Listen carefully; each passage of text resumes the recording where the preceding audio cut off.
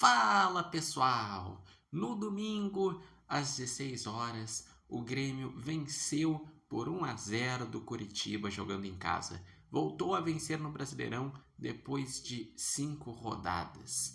E com isso, foi lá perto do meio da tabela. Está em 11º lugar com 16 pontos, mas o campeonato está bem acirrado porque do oitavo colocado Botafogo, que tem 17, até o Santos, que é o 17º, com 14, são só 3 pontos. Então, uma vitória te impulsiona lá para cima e uma derrota te deixa ali perto da zona de rebaixamento. E quanto ao jogo entre Grêmio e Curitiba, foi um jogo maluco, pois além de ter uma expulsão do adversário do Grêmio no primeiro tempo, assim como já ocorreu algumas outras vezes, teve no segundo tempo 3 gols anulados. Eu não me lembrava de uma partida que eu tinha visto que tivesse 3 gols anulados. E foi um jogo difícil, tá? Mesmo quando o Grêmio teve um jogador a mais, ainda assim o Coritiba mostrou organização. Porque começou um jogo em que o Grêmio tentava criar, só que o Coritiba, nos seus contra-ataques, era bastante perigoso. Ao meu ver, estava até um pouquinho melhor do que o Grêmio. Com a expulsão, o Grêmio começa a criar mais. O Grêmio que já estava interessante o movimento com o Gabriel Mack, que nessa posição está começando a ganhar uma sequência importante, porque o Grêmio já testou nessa posição o Cristaldo, que não se deu bem e até saiu do clube. O Monsalve, que com sequência não conseguiu dar resultado. O William, que também com sequência não conseguiu dar resultado, também não teve muita sequência porque se lesionou algumas vezes. Então é a chance do garoto e faz que o Arthur possa jogar mais recuado, alinhado com o volante e jogar melhor. Falta principalmente encontrar ali o companheiro do Arthur do volante, que ali já tentou o Leonel Pérez, que jogou nesse jogo, já tentou o Nardoni, já tentou o Dodi, já tentou o Noriega, e por enquanto não tem assim um primeiro volante assim, mais firmado. Mas com um meio de campo que crie melhor, já melhora para a questão da transição. Faz que Enamorado e Amuso recebam uma bola mais limpa. Faz que a bola chegue melhor para o Carlos Vinícius. E por isso eu posso dizer que sim, o Grêmio ofensivamente foi bem, justamente porque esteve um time mais ajustado. E o Grêmio, mesmo após a expulsão, teve dificuldades, porque o Curitiba mostrou porque é um dos melhores visitantes do campeonato.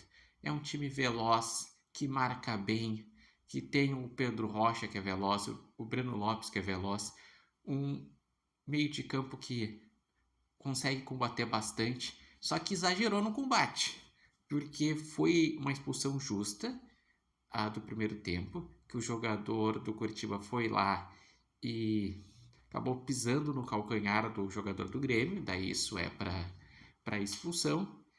E principalmente no segundo tempo o Grêmio começou a ter mais espaços e criar chances.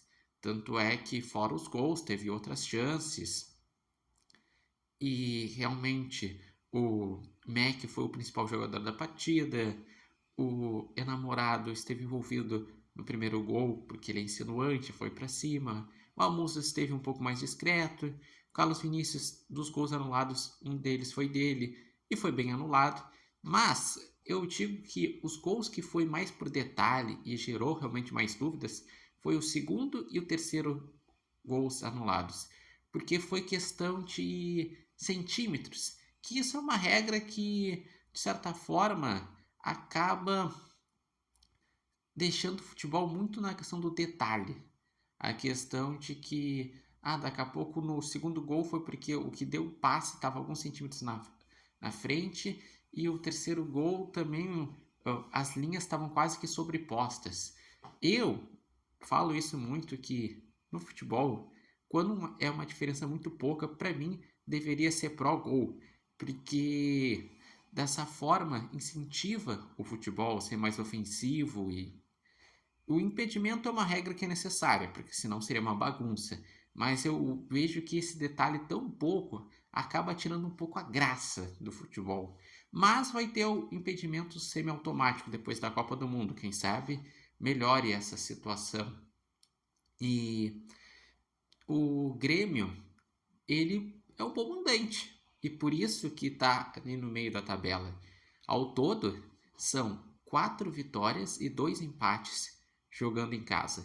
Os 2 empates foi contra o Bragantino e Remo e venceu contra o Botafogo, Atlético Mineiro, Vitória e agora Curitiba. Se você pegar a campanha do Grêmio como mandante, é uma das melhores campanhas, é a quinta ou sexta campanha como time que joga em casa. E a grande questão que faz o Grêmio não ter segurança, o Grêmio estar ali perto na briga do rebaixamento é o Grêmio até agora ele não conseguiu ter uma sequência positiva, repetir muito o time, conseguir crescer. Que eu vou dar um exemplo. Se o Grêmio vencer do Palestino amanhã na Sul-Americana, vai ser a primeira vez na temporada que o Grêmio vai ter tido 3 vitórias seguidas, pois venceu contra o Confiança no último meio de semana, venceu do Curitiba e daí vencendo do Palestino teria essa sequência. E por que isso não ocorre? Não ocorre porque muitas vezes o Grêmio mudou a formação do meio de campo, mudou peças defensivas, teve que mudar porque o time já começou a não conseguir criar da forma adequada, deu espaços desnecessários. E esse é o grande problema que tem o Luiz Castro, ele não ter conseguido encontrar um time. Quem sabe esteja encontrando, e se tiver uma sequência, daí sim. Só que eu vou dizer, também foi muito importante o Grêmio ter ganhado do Curitiba, porque a sequência no Brasileirão é uma sequência difícil, os próximos 3 jogos. O Grêmio joga contra o Atlético Paranaense fora de casa no final de semana. Por isso que eu não duvido de o Grêmio preservar jogadores na Sul-Americana para estar com um tanque cheio para jogar contra o Atlético Paranaense lá, que é o melhor mandante do campeonato. Então vai ser um jogo muito difícil. Depois ele vai enfrentar o Flamengo em casa. Que é em casa, mas o Flamengo é um time que já está engrenando de novo no Brasileirão, que é muito forte e que o Grêmio também não seria favorito nesse jogo. E depois tem o Bahia fora de casa, que é um time que costuma ser forte nos seus domínios, mas que está numa fase de oscilação. Perdeu para o Remo em casa, foi empatar no finalzinho com o Santos, enfim.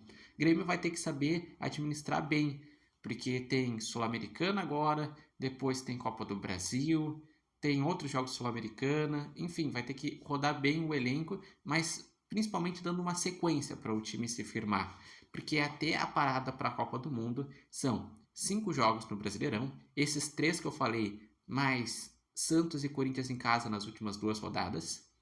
Tem mais 4 rodadas da Sul-Americana, esse jogo contra o Palestino, que vai ser a terceira rodada, e todo o retorno do grupo da Sul-Americana. E o jogo de volta contra o Confiança, que vai ser lá no Sergipe.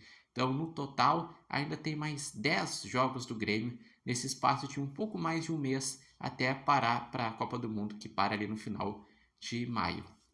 E vocês, qual a expectativa que estão para o Grêmio até a parada da Copa do Mundo? Acreditam que o Grêmio pode conseguir um bom resultado contra o Palestino e finalmente ter 3 vitórias seguidas? Acreditam que o Grêmio pode, nesses jogos difíceis do Brasileirão, conseguir uma pontuação melhor, conseguir crescer? Deixem aqui nos comentários. Lembrando que esse vídeo tem um oferecimento de Barbearia Independência e vocês podem acompanhar o repórter Matheus Wolff no TikTok, no Instagram e no canal do YouTube Repórter Matheus Wolff.